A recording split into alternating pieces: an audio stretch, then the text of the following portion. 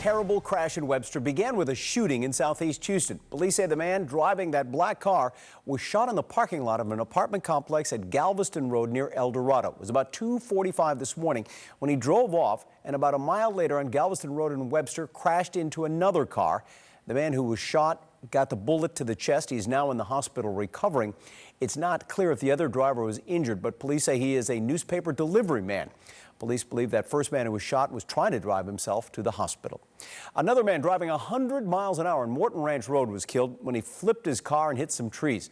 But there were 3 brothers under the age of 16 riding with him. One boy was also thrown out of the car and he remains in critical condition.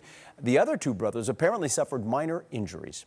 Well, if you are working at home and can't be in front of your TV, download the ABC13 News app and you can watch today's news conferences that we will be carrying on the coronavirus outbreak. The first one is with the Harris County Judge Lena Hidalgo and Houston Mayor Sylvester Turner at 8:15 this morning. They are expected to issue stay-at-home orders to some people this morning. We've got more on that in a moment. At 2:30 this afternoon, the governor will have a live update from a DPS warehouse in Austin. He'll be joined by the state emergency management officials and Department of Health Services. So far today, the White House Corona Task Force has not scheduled a briefing. I'm Jeff Ealing in Southwest Houston, where health officials are telling people, as you've heard all along, to stay at home. But Lieutenant Governor Dan Patrick says that advice is coming at too high of a cost for the nation. Overnight, Patrick said we cannot lose our country in order to stop the disease. The Lieutenant Governor said we are in the midst of an economic collapse. As a small business person himself, Patrick says he understands the pain being caused to companies and their employees. Patrick is also 69 years old. Statistically, he's at a higher risk of dying from coronavirus, but he says that's a risk he's willing to take in order to save the country and preserve it for his grandkids. And he says other grandparents that he has spoken to feel the same way. Let's get back to work. Let's get back to living. Let's be smart about it. And those of us who are 70 plus, we'll take care of ourselves, but don't sacrifice the country. Don't do that.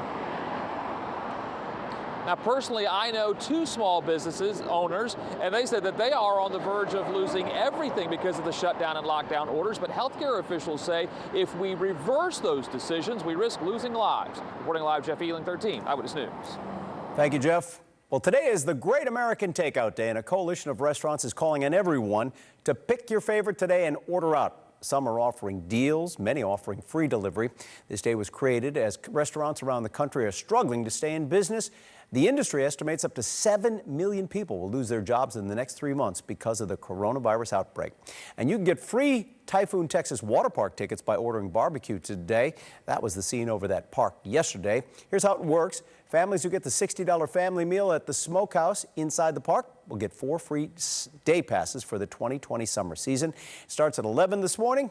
It's only good for the first 100 orders. All right, we have Alita checking the forecast on this Tuesday morning. Good morning to you, Alita. Good morning, Tom. Good morning, everybody. The weather headlines for us the next several days is an early taste of summer, near record warmth this afternoon. Already feeling that record warmth this morning as temperatures have not dropped off all that much. We'll start off in the low 70s, warming up into the mid 80s. Very little shower relief for us or any heat relief from a shower. Rain shower chances below 20%.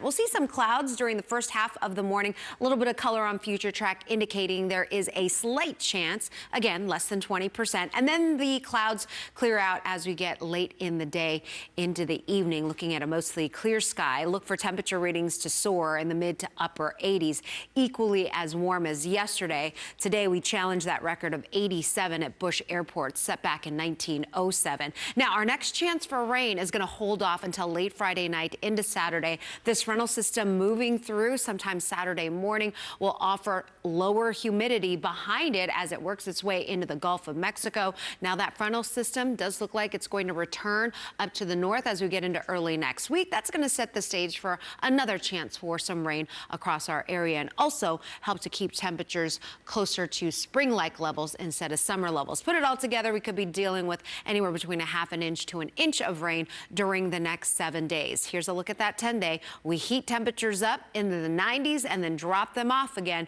with rain back in the forecast by next week. All right, and that's all the time we have for the news this morning, but we'll be updating you all day long on our news app and our website. Have a great day, everybody.